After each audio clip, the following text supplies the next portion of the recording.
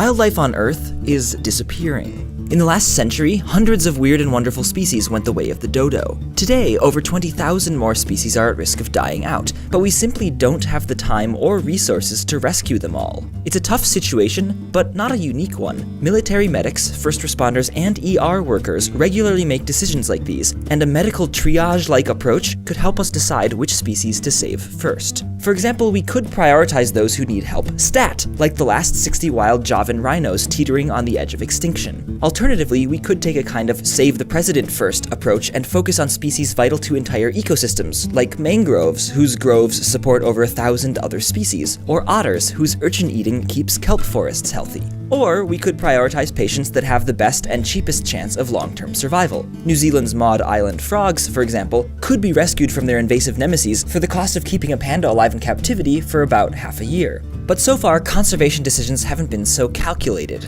For instance, giant pandas aren't nearly as rare as Javan rhinos, nor as critical to their ecosystems as otters or mangroves. Plus, they're such reluctant breeders and their bamboo forests are so fragmented that saving them has already required billions of dollars and may mean keeping the species on permanent life support. And yet these fuzzy-wuzzy bundles of cuteness pull at our heartstrings and our wallets. As the literal faces of conservation, pandas pull in big bucks for wildlife protection. And they do share a little. Money raised by the World Wildlife Fund does go to dozens of conservation projects, but the majority of campaigns fronted by pandas or other charismatic creatures are solely devoted to saving their symbolic species. What's more, keeping the spotlight focused on the plight of a few celebrities means the demise of species with homelier faces, or no faces at all. You've probably never seen a campaign to save the stinking cedar or the pygmy hog-sucking louse. But unlike the celebrities, underdog species like these are often ideal triage candidates. They can be simpler to resuscitate, less expensive to protect, and vital to their ecosystems. Their only flaw is inferior cuteness.